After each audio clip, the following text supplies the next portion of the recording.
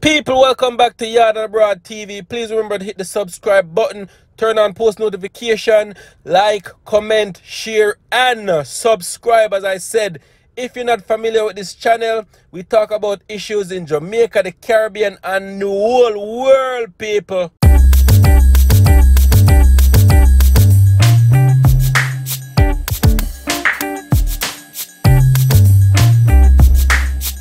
So yo people, wagwan, welcome back to my channel once again, people. Big up in yourself, thank you for tuning in. So today, the Prime Minister of Jamaica, Andrew Holness, issued the curfew hours for the holidays coming up, people.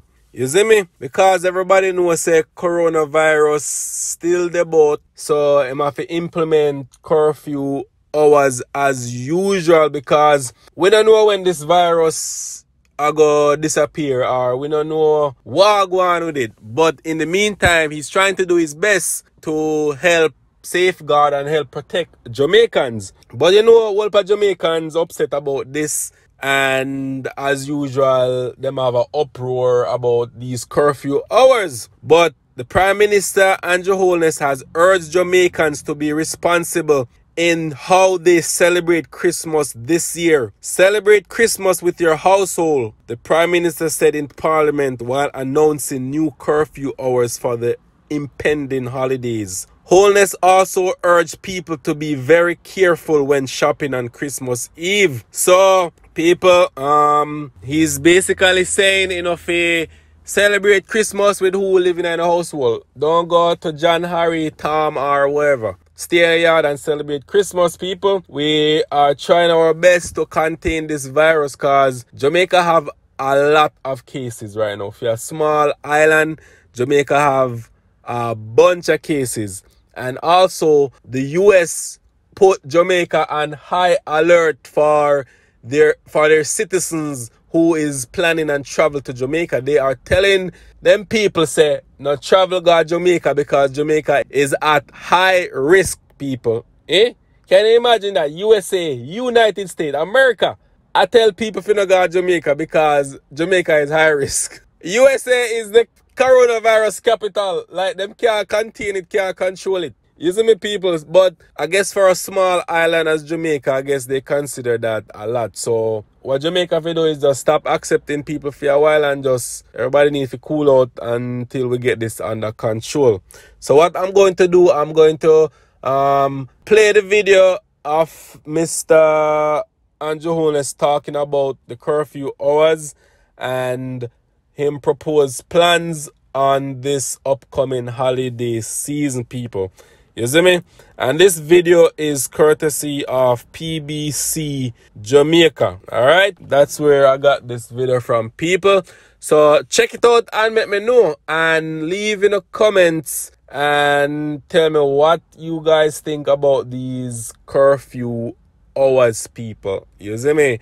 You think it's correct what he's doing? I think it's foolishness. I think, makes sense, because people are say the virus I walk morning, noon, and night. So if you have thing the curfew for 10 o'clock to 5 o'clock, them are saying makes sense. Which you have to understand. To me, that makes sense, because Jamaicans stay between those hours. At that time, them keep party and all them events and stuff. So that's probably why those hours are so crucial, and that's why I'm set it that way, because that's majority of the time where large gatherings occur. So I agree with those hours that they put the curfew for. You see me? People just have to know that 2020 is a different year, and we have to just enjoy it and to the best as we can with people in our household. You see me, people? Check out the video, people, and let me know what you think. All right? The proposed curfew hours will be as follows. For the month of December, with exceptions for the public holidays, the curfew will commence at 10 p.m. nightly and end at 5 a.m. each morning.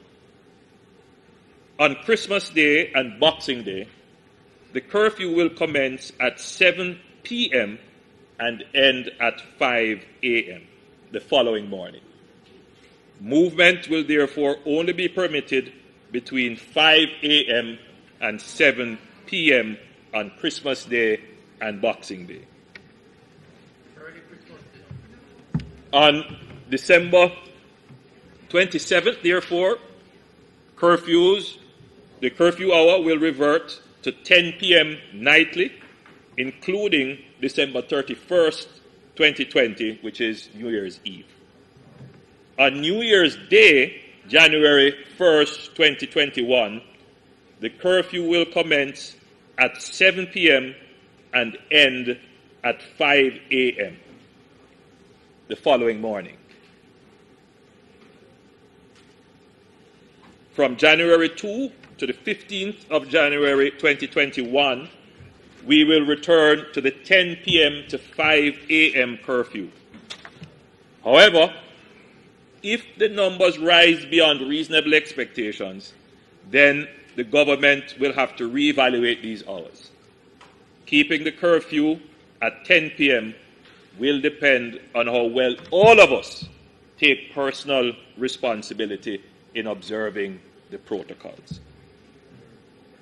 Madam Speaker, let me just say a few more words in explaining the curfews and the logic behind it.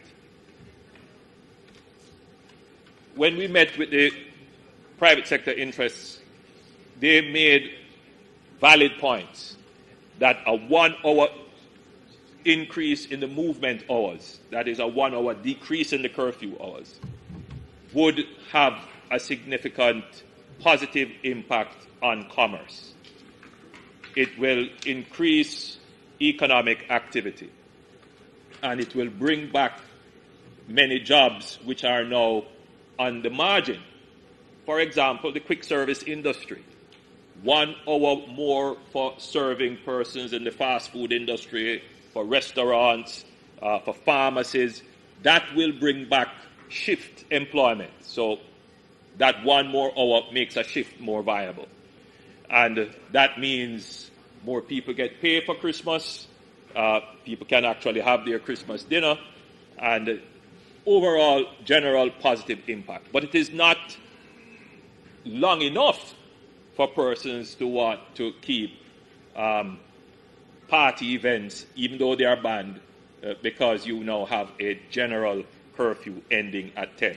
So it is, I believe we have struck the right balance to increase productivity, but not at the same time encourage risky activities that could increase the spread. I've received numerous heart-rending appeals in respect of funeral services.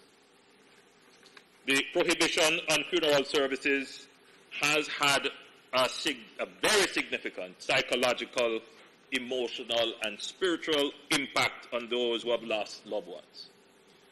The inability to have a proper funeral service on the passing of their loved ones makes it more difficult to get closure.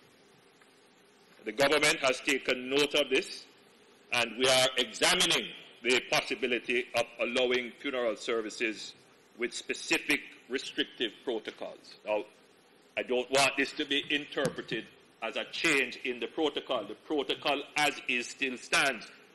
Funeral services are prohibited, but we have been in discussion with the churches, and, for example, I received one very touching letter from a family whose family member passed, and that family member was the founder of the church.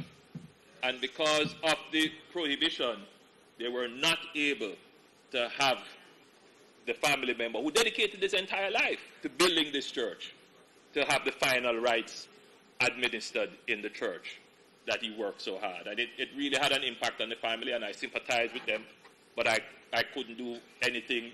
I couldn't make any exceptions.